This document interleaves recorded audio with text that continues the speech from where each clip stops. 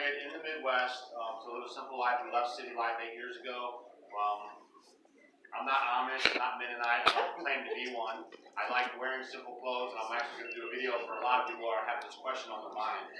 We're strong believers in keeping our money close to our neighborhood, right? That's what builds community, and that's what supports everyone doing this lifestyle.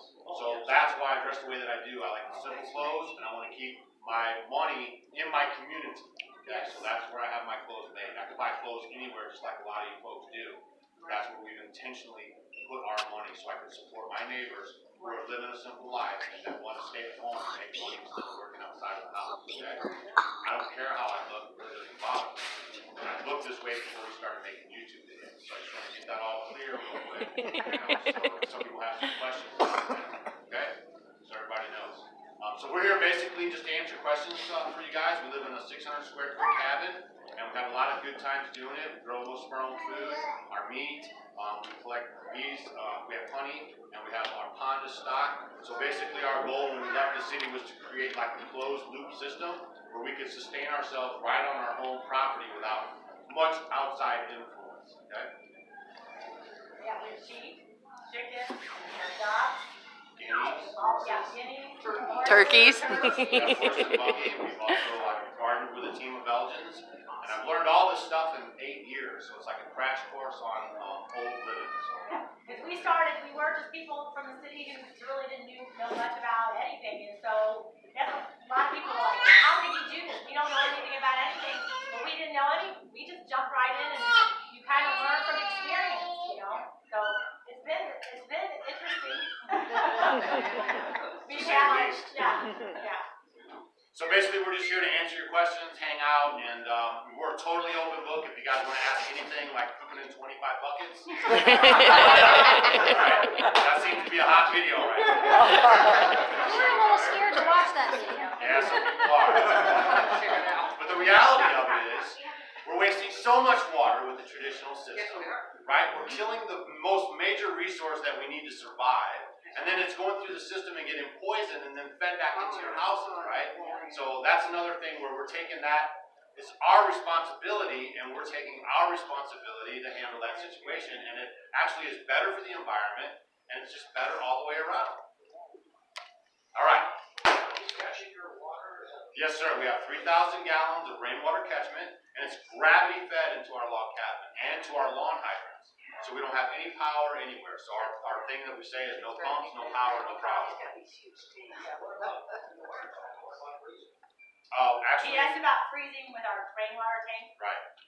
Our tanks are above ground, and I did that for a couple reasons. A, so I wouldn't have to have a motorized pump to move the water.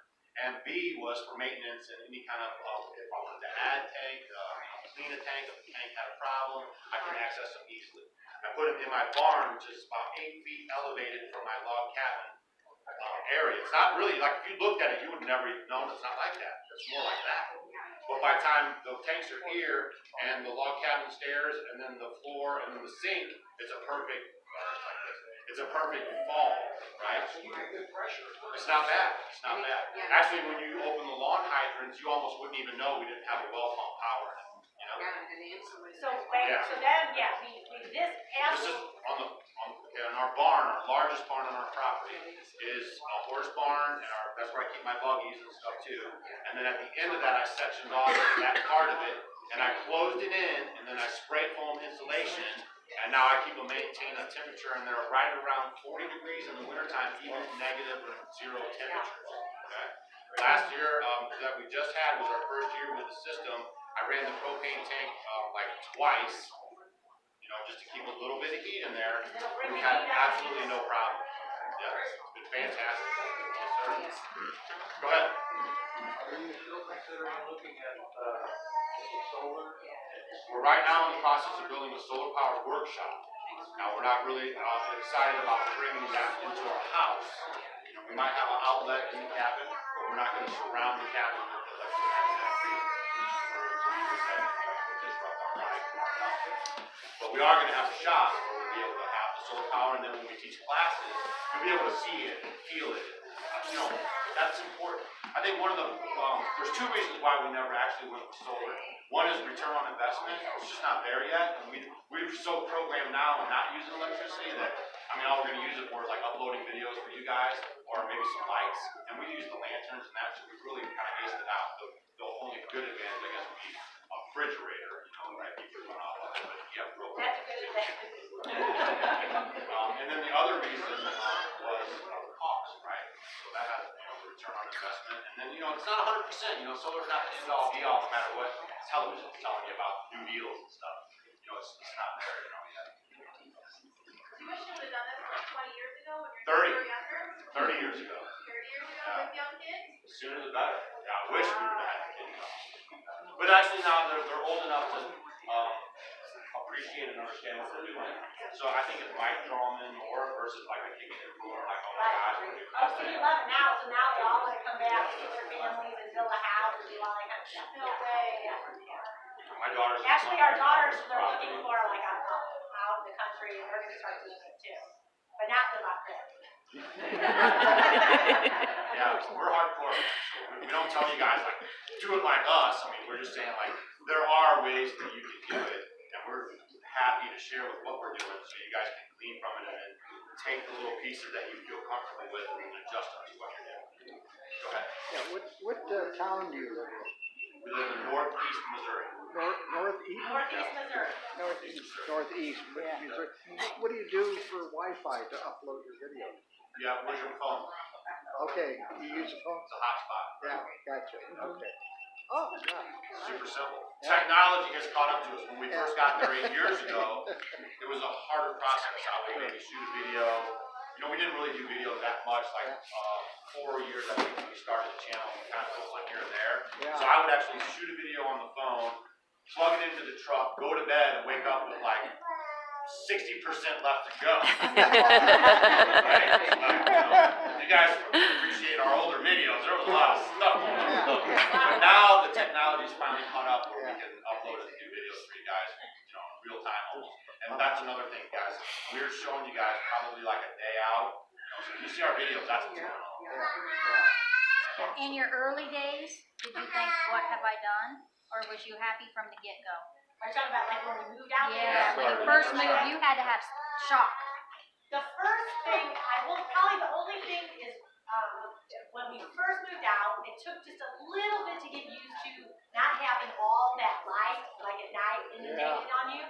But then, you know, you get really used to the lanterns, and the lanterns, I mean, it's hard, like we're in the hotel now, I mean, I don't like all the lights. It's just so much. It's just much more relaxing, and I just really like it. Our eyes, we were talking and laughing, because I can see, I'll go over to my aunt's house if I'm spending the night there or something, and I'm like, what do you have all these lights on for? And then I'll be going in and the lights will be on, and she's like, why don't you turn the lights on? I'm like, it's fine, I can see just fine, but my eyes are better because of it. Much better.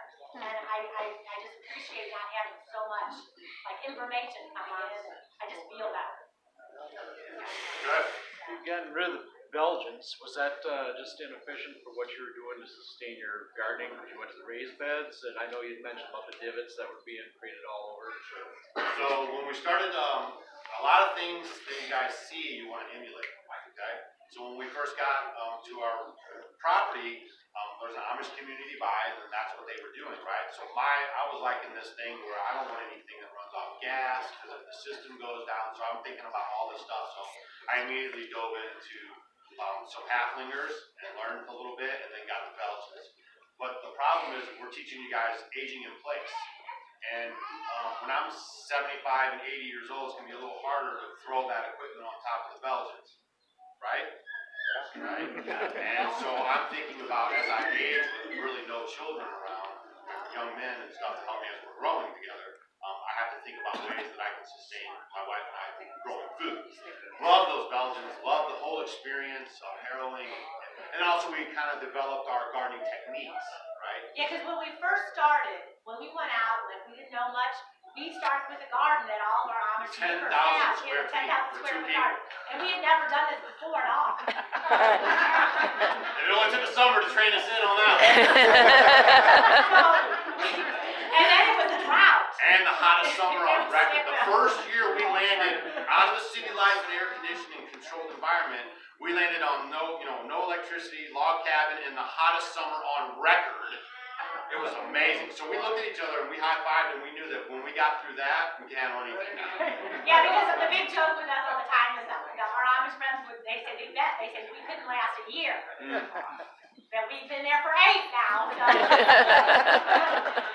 We did it. I'm still looking for that pool of money. Talk about your original intent, because you didn't move out there to make videos and YouTube. No, that was not even the thing. Okay, so when we moved out there, it was just to live a simple life. We had gotten burned up on debt and working, and we had businesses, and people don't want to work anymore.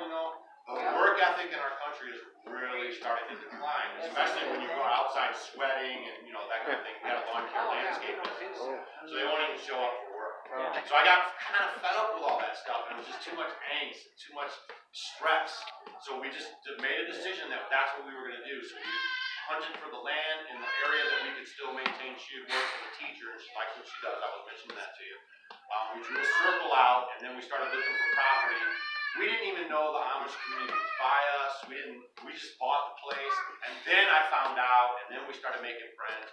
But our whole intent was to live a simple life.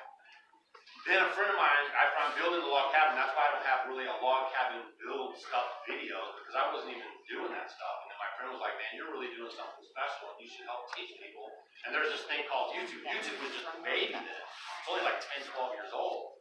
And it's 8 years, so we gave it a whirl, and we put up some videos, and then we really started getting more postings and more teaching last couple of years, and it's really resonated well with folks, and they're enjoying what we're doing, and we're bringing the message, that y'all are living to more people in a way that they can understand and grasp a hold of. So hopefully we're turning back people to this simple life. That's our main goal. But yeah, this is binary, so this is just a bonus, our fruit of our labor, if you will, that we're able to come to this place and actually speak to people face to face and tell our story and encourage people. Regulations of the zone. Okay? The minute that they say they have that, continue looking. The beautiful thing about our country is every state is an individual country. So if you don't like what they got, move. You're not a tree. Okay? I know it hurts your feelings, and you're going to miss your family and your friends and everything, but it's worth it. And they'll come visit, I promise. Look at all the people that came to visit us. How much does it cost to sustain your homestead? Like nothing. Yeah, because then the thing is, people. Our taxes are $400 a year. That's it. Well, we went from like 3,000 something, but yeah, like 3,000, yeah, 4,000. But here for your critters. Right, your feed for Nothing. They eat grass. I mean, in the wintertime, I buy like 200 bales of hay at $3 a piece, so $600. And then we give them some oats. We don't have to do that, so we can cut that out, and I can legitimately tell you a couple hundred bales a year. And then I do my homemade chicken feed. Yeah. I haven't really added it up, but I mean, it's It's not. not bad. Under Is $1,000. that gonna be in your cookbook? The homemade chicken? No. You guys know? You guys We have a know how I video. do my chicken feed? Yeah. Watch the video. Okay, so, Yeah, watch the video. no, that was not. I wanna be friends. No, a lot of people want to know. Alright, go ahead. So basically, when you grind up your seeds, like even for you guys, people that buy flat meal or you're buying any of the meals, all the nutritional value is just going to go because As soon it's as you already grind ground it. up. When you have it in the seed, most of the nutritional value is still in the seed. So keep them in seed, and then you can get a hand grinder when you're ready to, consume it within like 3 days or so. That way you're going to keep the nutritional value. So that's why if you're going to have wheat berries, you grind your wheat berries up, then you have your flour and you're going to use it, because if you're going to eat something, you need that energy. She moved on to human consumption. Well, I'm talking about the just general. Back to the seeds. But I'm just saying, seeds in general. Right. So same thing for your animals. So the animals, if I'm gonna have seeds that are already ground up, I'm losing all that nutrition. So I'm gonna give it to them in the whole seed form. So basically I buy. Just like they would in nature. Yeah, so I have a whole bag of oats. I have Blackwell sunflower seeds. Those are like my staples because oats, wherever you buy them, pretty much anywhere, are pretty cheap. So I get my whole oats and I get Blackwell sunflower seeds because these, the the poultry needs protein, right, for them to lay. So black oil sunflower seeds are loaded in protein, so I will do them, and they're also great. They're good. I use them for my birds that I feed, my just wild birds, and then I also use it for my chickens. I use it for the turkeys, I use it for my ducks, I use it for my guineas. And then this chicken feed, I don't have a special feed for this one, I don't have a special feed for this one. I give all of my poultry the chicken feed. So I do the oats, I do the sunflower seeds, and then you can mix a lot of different things. So I look and see what's in season. So if you have just harvested wheat, or if there's millet, or if there's rye, or if there's barley, whatever it is, that's what else I'll put in my feed. Also because you're gonna pay less for it when it's in season. If you buy anything out of season, it's gonna cost you more. So I'll go in and I'll ask, I go, what's in season? What do you got for this much? Because like, let's say millet went up to $14 a bag, I want it when it's like $9 or $10 or $11 a bag. So I just go ahead and kind of mix and match, and then you can add other things if you want, like flax seeds. They cost a little bit more, but you're gonna get a high amount of protein in it where they don't need to eat quite as much. And then, I find organic corn, non-GMO corn, so you can do, I use whole corn in the winter months because that'll keep your, gives them heat, and then during the other months I can give them, the cracked corn. So, and then the big one I put in it that is so important to help with their hormonal health and just overall give good minerals is kelp. I do Thorvin kelp, and you can get that at the feed store. It is a little more expensive, but kelp we give to all of our livestock. I give it to the sheep, I give it to the horses, I give it to the chickens, I give it to Doug, I give it to the We don't do the Thorvin kelp, we do kelp. But the livestock get all the kelp. Corbin is a petted brand, so it's a good. It's a good organic brand. And if you guys haven't seen it, go to your feed store and just tell them to start carrying it. They ship out all over it. I missed it, what was it? Thorvin. Thorvin. So notice, and then the thing with the Thorvin kelp, especially with your livestock and your animals, they'll tolerate the heat better because of the kelp. And chicken, it really is very, very helpful. I give it to Maggie, you give it to our dogs, the dogs. And we leave it for free range, also free choice. So they'll actually take it only when they eat it. Yeah, the sheep, 1,000 degrees up in our loft. Because And he never insulated it. no, it was insulated. But it was just hanging there, we didn't have any boards over it. That's why I'm. So, it looked terrible, we had the insulation, so now he can talk. Go ahead. All right, so here's the deal. Two things for all the husbands. One, don't do the wife thing right when she tells you to, because if you wait a couple years, she'll appreciate it a lot more. Second thing. And wives, don't move in till it's done. Second thing, right? Sometimes some of those pauses that I took turned out to be our greatest asset, right? If I would have went in there and covered that up right off, we'd be up there in a hot box right now. Until I was able to educate myself a little more about leaving that airspace to travel, about taking down those that fiberglass batting and then putting in the foam, and then the tin foil, little foil back stuff, and then creating a way for the air to escape, and then closing that in, it maintains the same temperature as downstairs. I'm not kidding you guys. We showed you in the video, we shot it with a heat gun and showed you how hot it was and then how hot it turned out to be. We've now lived through it through a summer, 2 summers. And we can sleep upstairs in the middle of summer when it's hot. Yes. It's amazing the difference that makes. Not only does it make a difference in the heat of that room and us sleeping and everything, but it's just the degradation of your roof, your panels, your joists, all that stuff is breaking apart faster because of that heat. So now we're gonna have longer life out of the whole top part of our house And then- and the school. And in the winter too, with the wood stove, if you heat the bottom and it goes up, the house, we can have the windows wide open, everything. And we have to have it. And it's really warm upstairs in the winter months too. Yeah. So, and that's the same thing about water. We literally haul water in 5-gallon buckets and 1-gallon jugs, for 4 years. 5 years. Almost 5 years. And that was because I was trying to figure out the system, like what we were going to do, because wells were way too expensive in our area. We didn't want to invest that money. Also in Missouri, which is one of the only negative things I can think about, is that when you do wells, you have to register with the DNR.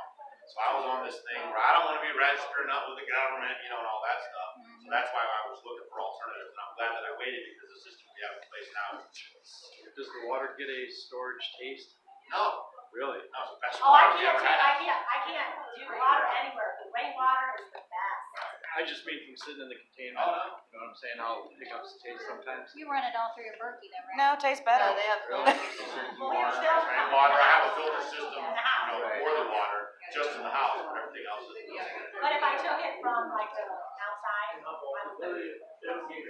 We would need, there's actually the Amish that sit there, they have no filters, breathing and walking around, that's crazy. To drink. It's so, they're scaring you into everything to keep you on the system. Land is a good, piece of leverage, right? If you ever needed that money, then you're free and clear, so, just in case.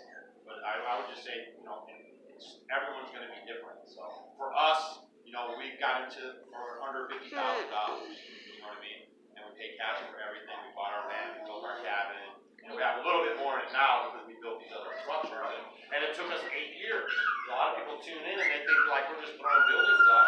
Well, it's been 8 years we've been on our property, and this has been a slow process for the last 4 years. The big barn was on the property. That was the only structure, and it had a perimeter fence. So I've done all the interior fencing, And that's one thing that because we're coming from the city, we had no clue, you don't think about how expensive the fencing is. So when you are doing it, fencing is not cheap. I mean, you have to add that in there. And the other thing was your gravel, your rocks for your driveway and things. I'm like, oh my gosh, we have to put all this in the driveway, it costs this much money. And then you want to hear a funny story. she was like, man, you're making a cookbook now. Okay, so we were building the cabin, and all of a sudden I call him up, and he said, "You're not going to believe what happened." And we had our first dog, Faith. She was still a puppy at the time, and he had 9 $100 bills sitting on the counter. That was for the driveway, yeah. And so apparently he says that Faith had eaten the $900 from No, not apparently. eaten Straight up from the ate. driveway.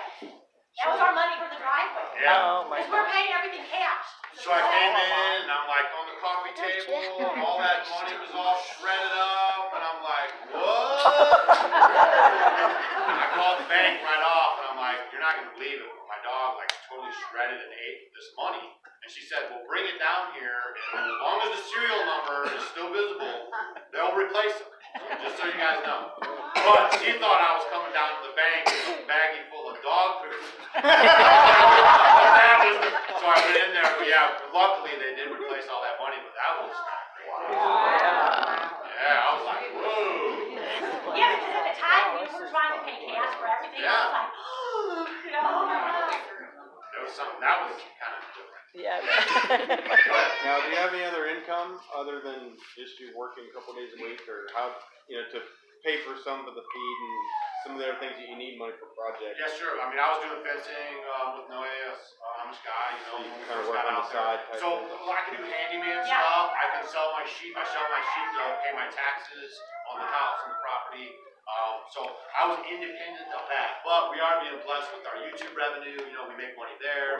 We've been selling T-shirts to help fund the learning center. So there's a few bucks coming in that way, and that's a blessing for us. But I will tell you that if you think people are getting rich off of YouTube, there are some people making money, but this is a lot of work. So when you average out the hours that it takes to all the angles, the editing, the uploading, and all this stuff, you guys will be surprised. And I tell this to everybody who consumes videos on YouTube. Make sure you take time out to tell the people that you do watch that, thank you, right? Because they like to hear that, you know what I mean? And it's really a lot of work to put videos up. And you can ask these guys right here who's kind of dabbling in it right now, and they're getting a whole feel of how hard it is to put videos and music and all this stuff. It's a lot of work. Your new intros with the drone is really cool too. Yeah, we're working on that. That is neat. And then, guys, we have wind socks on all of our cameras. So when the wind blows to St. Hollywood, I spent the money, I got them on every single camera. So please just enjoy what you're seeing, and we'll try to get better and better. But we do invest money in this equipment to bring you guys kind of a quality show where it's entertaining and you can learn something. But yeah, we're gonna have wind noise. She's gonna shake her, I'll shake her, hold the camera, or whatever. We do try really hard. Go ahead. We love getting next to it, we really enjoy it. But some of our other YouTubers we watch, they get like haters. Yeah, it's happened. Well, it's life, right? You're inviting a lot of strangers into your life, right? So, and it's the anonymity of the internet. No one would ever say that in my face, right? But, you know, they feel good on the thing, so it's fine. It comes with the territory. If you cannot handle any kind of criticism or public stuff like that, don't put up videos. Yeah, people just straight wing it. It really can. You can go into it with the purest heart, and then you start reading the comments, and it can just destroy you, tear you apart. You really have to be a strong individual. Especially when you have the exposure like we're getting, right? Like a lot of people are watching our channel, so a lot of different kind of people are coming in, and they just can be crazy comments. We are blessed in a way, though, that our community, we're not really battling that much. So I don't know what that's all about. Maybe my alpha male showing. But we don't have a lot of bad comments. Sometimes, but not a lot. Go ahead. Yeah, I have a question about the design of the cabin. You talk about aging in place. Right. Is there anything in hindsight 2020 that you would change with the actual design? Go to like a ranch style more, or single level, things like that? It's a good question because it seems that everyone but me and Stacy have a problem with the ladder going up to the loft. But that would be one thing that you could correct on our design is having it one level. So as we get older, you know, but me and her, we laugh about it because we're chucking up and down that thing. And I got my pull-up bar there. Yeah.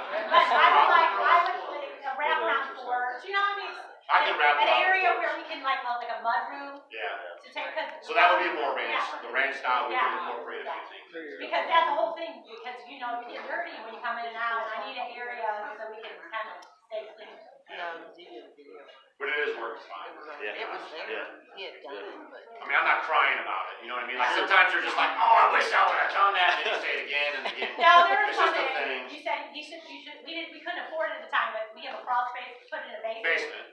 Yeah. But actually it worked out great because now the workshop and the root cellar are its own little thing, and it actually So works. we're good Because I would have lost floor space too. That was another reason why I didn't do a basement in the house actually, is because then we'd have to cut a hole upstairs going down, and it would have messed up my whole flow on my space. So it actually worked out just fine. Yeah. Here's the honest story. So we get there. I was thinking of that.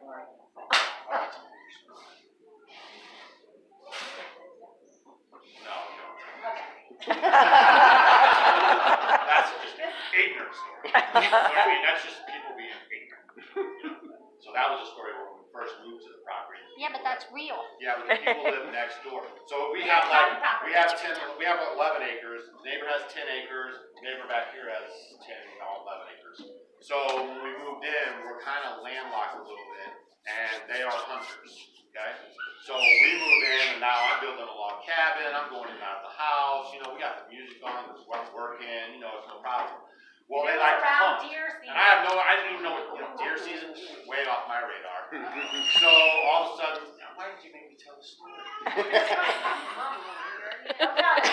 Anyways, the guy was really super rude, right? So we thought, man, is this really how it's going to be? So it was just a bad situation.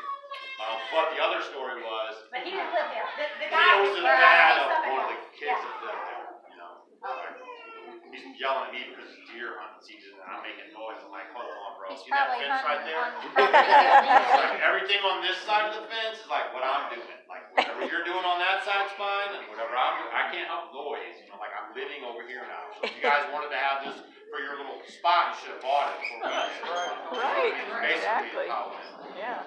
But the story I was thinking of was our Amish friends when we first moved there.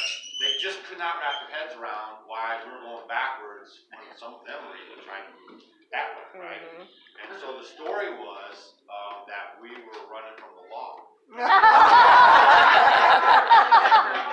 This has happened. This is legit. Like you know, that's what causes them to be a little standoffish, right? Because you know they're protecting what they have, and people are interested in it. But there's that outside element where it's not conducive. So there are times when they are meaning well and to help people, and it can turn out bad in that kind of way, right? So when we got there, they couldn't figure it out, and then there was a rumor started that we were actually running from the law, and that my name wasn't even Doug. It got really nutso. And then so what happened was everyone was friendly, and we're going around, and this is sometime into our thing, right? And then all of a sudden Stacy's coming home, she's like, they're just treating me not right, like something's wrong, like, I'm like, oh, you're silly, like, they love us, everything's fine, it's like, no, I'm telling you, like, I go to eat steak, and they're treating me as different. She feels different. And so then she got the story from, who told it? Or was it me? Oh, yeah. Wilmer told me, he says, so the deal is that people are standoff right now because there's a rumor going around that your name's not Doug and that you guys are actually hiding from the law.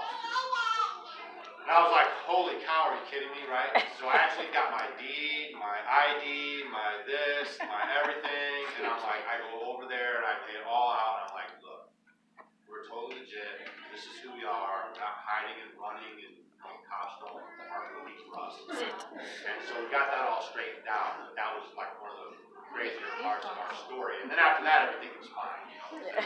And now it's been so long that, I mean, we were very tight, you know, so that was a very interesting, I was like, wow, that was nuts. Yeah. But, you know, it's good to head that stuff off, right? It's like, you know, hey, this is, we're legit, like, we really are passionate about living a simple life, and we're here, and we're going to do it.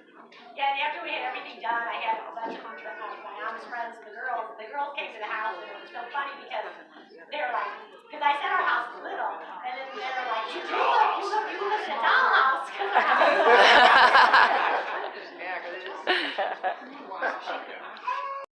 The garlic is, like, peel your garlic, you cut them in half, or 2 whole cloves, stick them in some raw honey, and you let it set at least 6 months. This will last you years if you make a big jar of them. It'll take you forever to peel all the garlic. But it lasts for years and years, and it's probably one of the best, like, immune busters if you feel like you're getting sick. 4 cloves of garlic. Well, this way. So you do it, basically it's just a great way to help your immune system. If you feel like you're getting sick, just start having them. Or if you are sick, maybe do 3 or 4 throughout the day. And it's really, really good for you. So like now, summer's coming, you know, people don't get sick as much, so I would go ahead and start doing your fermented garlic when you can, you know, and then store it, and then it'll last you a long time when you just pop it in. You can do the liquid, or you can just eat the garlic by itself. So I just have them all over the place. The longer it goes, it's gonna get darker, and it's really good. Kids love it. They'll do the liquid, and it's really, really good for immune system. Now, he was talking about garlic. You can also do, they say, like if you're sick, if you look at antibiotics like penicillin or things like that, 4 cloves of garlic is equivalent to a dose of penicillin or, you know, antibiotics. So, if you're sick, you can crush it. You're going to have bad breath. But, you know, if you can get that into some soup, get it in somehow, put it in a drink or however you want to do it, that's going to help you out. And if you get the honey and garlic, you're getting the antibiotics from garlic and the honey. Honey is the antibiotic. It's double whammy, and it's fermented. So that was a problem that a lot of you guys followed us along, so we forgot to tell you that you're probably going to run out if you just make one little jar of it. So a lot of people were using that after the 6 months, and then they were like, oh no, and then it was right in the middle of winter. So you want to make a big batch or a couple batches. And that's the thing, you go and you do these things, you got to remember you got to keep doing it. Right. Are those things in your cookbook? Fermented No, garlic. they're in the video. I have some fermented things in there. We had some chicks last year, and I was put them in a dog crate, and you know the plastic dog crates you get at Walmart, they have those little bitty holes in them so they can breathe. I had little chicks, the cats and the chicks would come close. They would just come in there the cat would stick its paw in there and literally pull them out. So don't think a cat can't get a big chick out of a little bitty hole, because it can be done.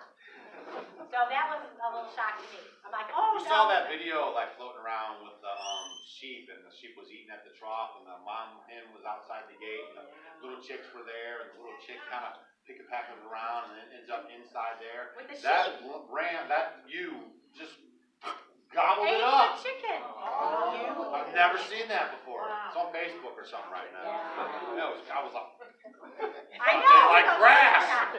Yeah, they ate that thing right up. Boy, you should hear the comment section on that video. Glad it wasn't mine. Yeah. Crazy. But But the it thing- couldn't hold as much. the insulation wasn't as great on it because the way it was Okay, made. yeah. So in the back room, and it would still get hot in the house, so what I started doing is I would take the ice box out and I put it in the outside kitchen, because even at night in the summertime, it's It was cooler outside than in the house. So then we moved So that outside. we have had that the whole time, and we have used that, and it's worked good, it has Right. shelves, and I do like that. And then, But it's just going back and forth, back and forth, back and forth. So now it's the summer kitchen, and now the tools are out there, and then we have the tools in the kitchen. So for her to do her thing, it's like back and forth, back and forth, back and forth. So now we'll get the refrigerator, and it'll be great, it'll be in the back room in the cabin. And then it'll be, now she's gotta go to the outdoor kitchen, to the refrigerator, so it's a work in no, progress. it won't. It's all right. These are our friends, we're sharing. Yeah, they have the gas LP. It's in that little tiny house. So one of the things about the LP, I love it, you know, and it's a good idea, When we right? first moved, we were gonna get one. Right. You know, underneath the sink, and I can see, you know, little spots. So I'm constantly with vinegar and water, that's what I use for my cleaner. You know, I'm wiping down the walls, just wiping stuff around. But it does, the summertime will help, or the wintertime when we have the stove, it does get rid of all that. But so unless you have air conditioning with a controlled type of environment, then you're gonna be, doing the cleaning more often, and then you're also gonna maybe have a little bit of a fire going. Nothing to really keep you hot, but it just sucks that moisture And then, out of you. what's my bag called? My chloride.